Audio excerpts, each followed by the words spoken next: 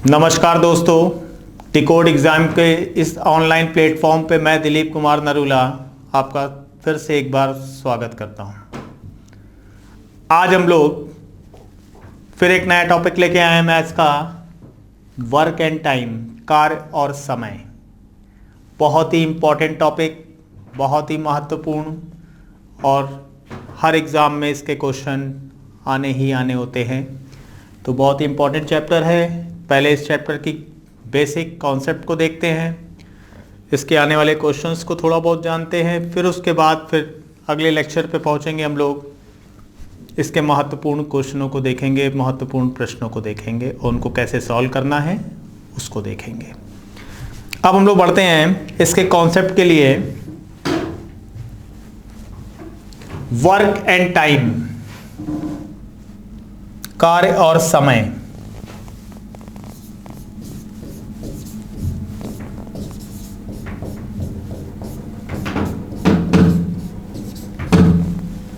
कार्य और समय, इसमें सबसे मेन हमको ये जानना है कि दिनों की संख्या और व्यक्तियों की संख्या का कैसा संबंध होता है, क्योंकि सबसे मेन कॉन्सेप्ट इस चैप्टर का यही है। यानी शुरुआत जैसे मान लीजिए कहा जाए आपसे कि ए किसी काम को 10 दिनों में समाप्त कर लेता है। दिनों और कार्य का रिलेशन कैसा होता है इसको समझना बहुत ज़रूरी है इसके लिए कि अगर ए किसी काम को 10 दिनों में समाप्त कर देता है तो आपसे अगर पूछा जाए तो वो एक दिन में कार्य का कौन सा भाग समाप्त कर चुका होगा। तो 10 दिनों में अगर पूरा कार्य हो रहा है तो एक दिन में कार्य होगा हमारा 1/10। तो सबसे मेन हमको जो समझना है इसमें दिनों को और कार्य के कॉन्सेप्ट को। दिनों का संबंध कार्य के संबंध का जस्ट अपोजिट हो जाता है कि अगर 10 दिनों में कोई एक कार्य समाप्त कर लेता है तो एक दिन में उसके द्वारा किया गया कार्य होगा 1/10। और एक दिन के कार्य से ही हमको इस पूरे चैप्टर में प्रश्नावली में क्वेश्चन लगाने होते हैं कि एक दिन के संबंध को स्थापित करने के बाद, एक दिन के संबंध को देखने के बाद कि एक दिन में कितना कार्य हुआ है, उसी के बेस पे हम अगले पार्ट को इसमें ऐड आउट करते हैं। कि नहीं तो इसमें गलतियां कहाँ होती हैं कि जैसे ए किसी काम को 10 दिनों में कर लेता है, बी उसी काम को 8 दिन में कर लेता है, दोनों मिलके कितने दिन में करेंगे इसको हम लोग जोड़ के बताते हैं 18, और वो हो जाता है गलत। एक दिन के कार्य से क्वेश्चन होना है क्योंकि किसी एक कार्य को समाप्त करने की बात की जा रही है। उसी एक कार्य को करने के लिए अगर एक से ज़्यादा लोग लगाए गए हैं तो वो कार्य और जल्दी हो जाएगा। यानी ये विपरीत संबंध को शो कर रहा है कि व्यक्तियों की संख्या जैसे ही हम बढ़ाते हैं उनके दिनों की संख्या उसी हिसाब से, उसी रेशियो में कम हो जाती है। तो इसका हमको ध्यान देना है बहुत इसमें। अब अगर इसमें क्वेश्चनों की बात की जाए कि क्वेश्चन कितने टाइप से बनते हैं हमारे, तो उसमें क्वेश्चनों की शुरुआत जो होती है बिल्कुल वो 3 टाइप से होती है हमारी।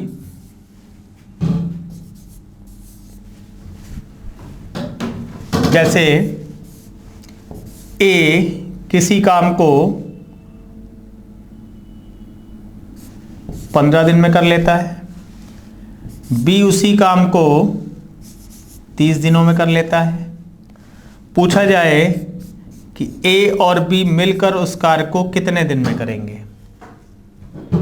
ये पहले प्रकार का क्वेश्चन आ जाता है हमारा कि ए किसी कार्य को 15 दिनों में समाप्त कर लेता है, बी 30 दिनों में समाप्त कर लेता है, दोनों मिलकर उस कार्य को कितने दिनों में करेंगे। तो इसके लिए दिनों का जो रिलेशन होता है, एक दिन के कार्य पे पहले आपको क्वेश्चन को कन्वर्ट करना पड़ता है कि अगर एक पूरा कार्य 10 दिन में कर लेता है तो एक दिन में कार्य करेगा 1/10। तो एक दिन के कार्य से ही हमको क्वेश्चन को स्टार्ट करना होता है कि अगर ए किसी काम को 15 दिन में कर रहा है तो इसके द्वारा एक दिन में किया गया कार्य होगा 1/15। ये पूरा कार्य 30 दिन में कर रहा है तो इसके द्वारा एक दिन में किया गया कार्य होगा 1/30। जब इन दोनों को ऐड करेंगे तो दोनों के द्वारा एक दिन में किया गया कार्य आ जाएगा, और उसको रिवर्स करने के बाद, उसको विलोमानुपात करने के बाद हमको मिलेगा कि पूरा कार्य कितने दिनों में समाप्त होगा। यानी अगर इस तरह के क्वेश्चन को हम लोग को डील करना है, ए द्वारा एक दिन में किया गया कार्य, बी के द्वारा एक दिन में किया गया कार्य, दोनों के द्वारा एक दिन में किया गया कार्य,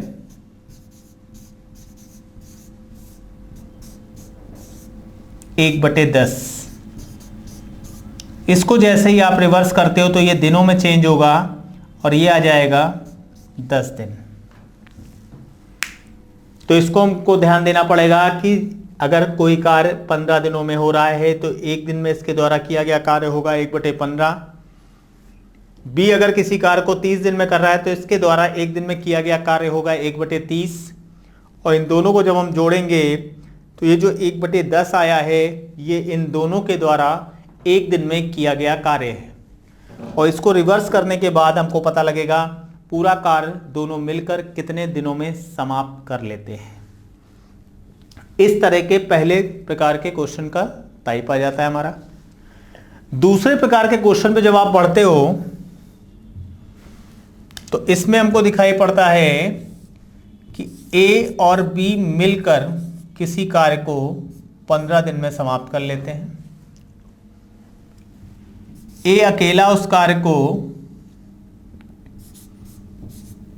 45 दिनों में समाप्त करता है, तो बी अकेला उस कार्य को कितने दिनों में करेगा। इस जगह क्वेश्चन था हमारे पास कि दोनों का अलग अलग दिया हुआ था कि दोनों अलग अलग किसी एक कार्य को कितने कितने दिनों में समाप्त कर सकते हैं। यहां पर हमसे पूछा गया था कि दोनों मिलकर कितने दिनों में समाप्त कर लेंगे। इसी का रिवर्स ऑर्डर यहां पर आया कि दोनों मिलकर एक कार्य को 15 दिनों में समाप्त कर सकते हैं। उसमें ए अकेला उस कार्य को 45 दिनों में समाप्त कर सकता है, तो बी अकेले उस कार्य को कितने दिनों में समाप्त करेगा। तो इसमें हमको ए और बी के द्वारा एक दिन में किए गए कार्य से घटाना है ए द्वारा एक दिन में किया गया कार्य।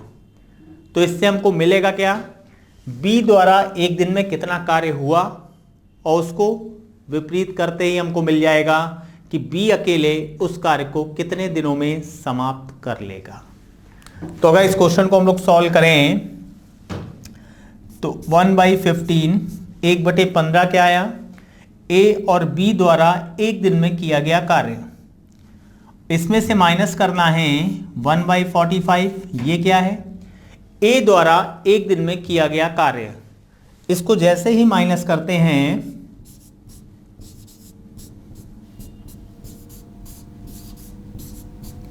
ये बी द्वारा एक दिन में किया गया कार्य आ गया। और इसको जैसे ही रिवर्स करते हैं तो बी अकेले इस कार्य को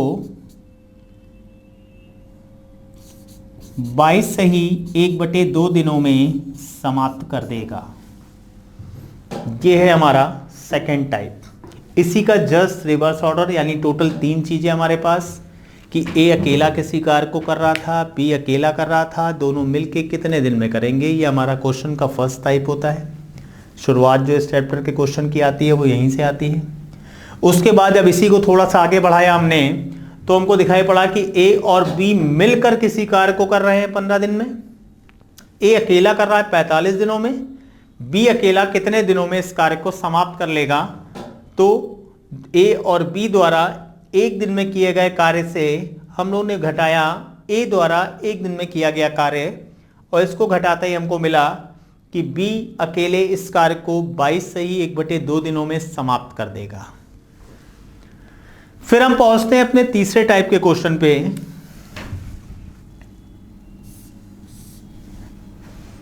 ए अकेला इस कार्य को 10 दिनों में समाप्त कर लेता है, बी अकेला इस कार्य को 15 दिनों में समाप्त कर लेता है,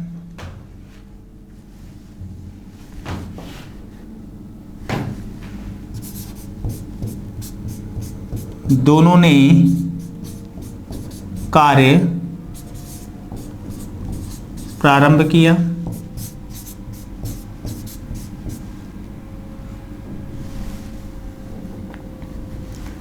पांच दिन बाद ए चला गया।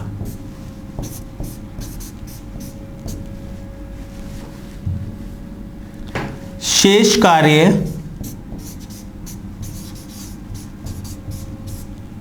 बी कितने दिनों में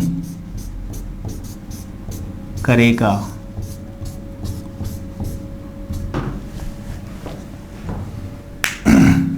दोनों ने कार्य प्रारंभ किया, 5 दिन बाद ए चला गया। शेष कार्य बी कितने दिनों में समाप्त करेगा। अब अगर इस क्वेश्चन को हम लोग सॉल्व करें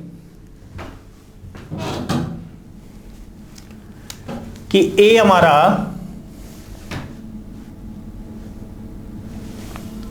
इस कार्य को 10 दिन में कर रहा है, बी 15 दिन में कर रहा है,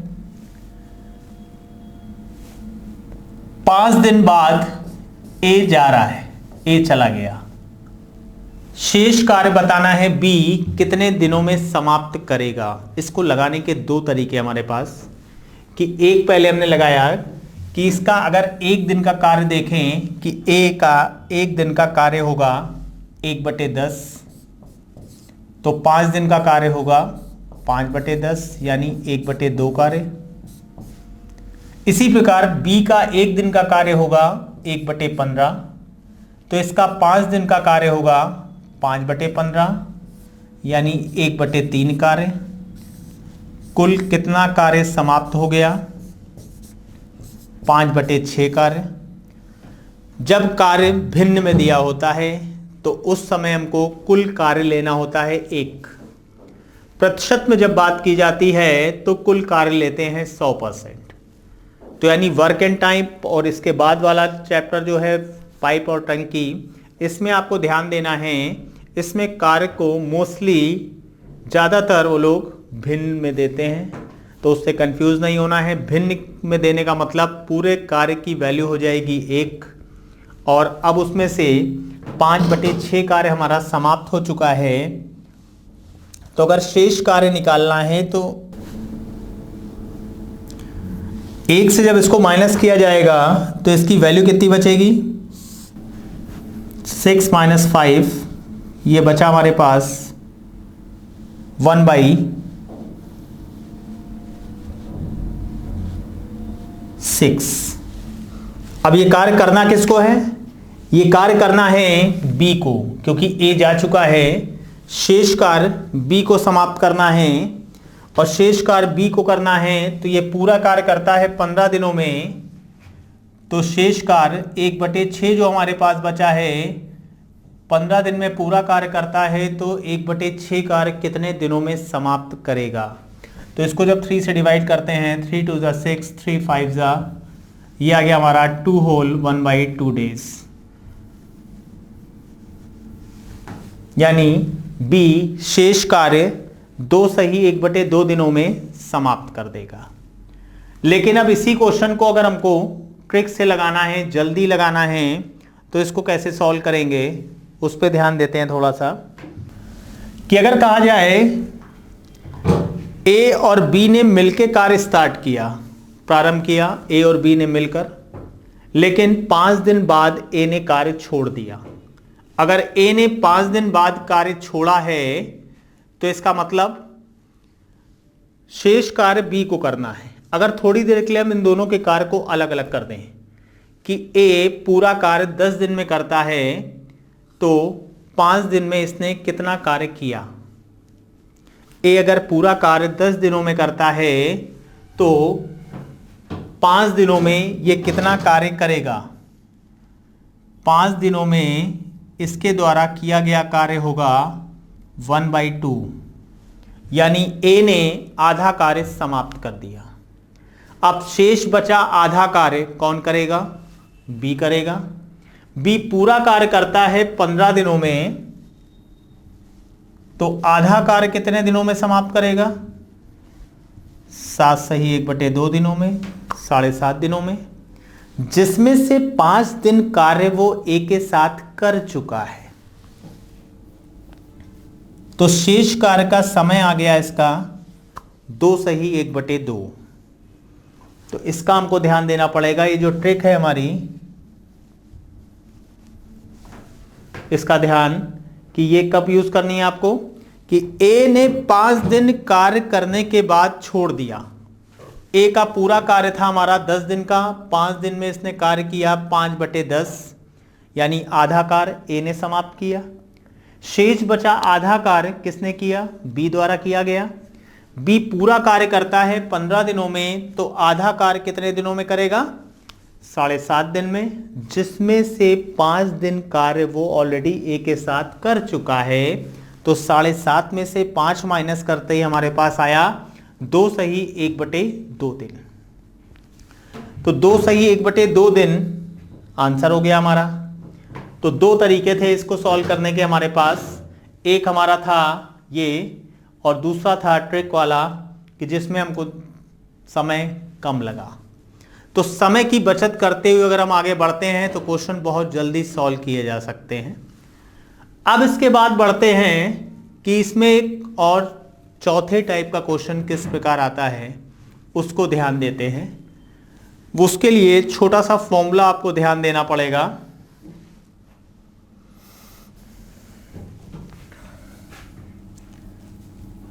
M1 D1 H1 upon W1 into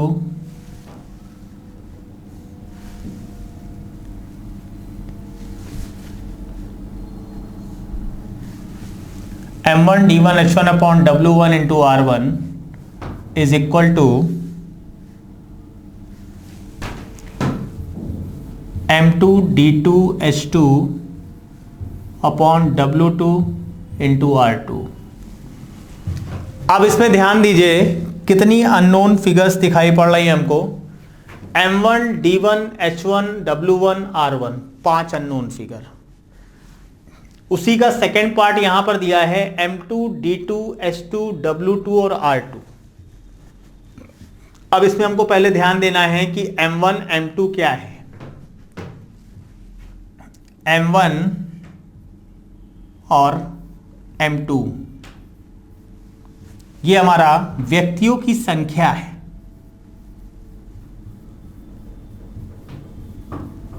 व्यक्तियों की संख्या। यही हमारा D1 D2 क्या है, D1 D2 है हमारा दिनों की संख्या, दिनों की संख्या। H1 H2 क्या है हमारा, घंटों की संख्या।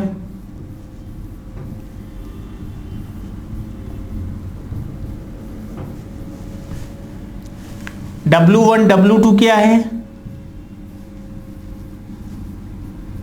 कार्य। और R1 R2 क्या है,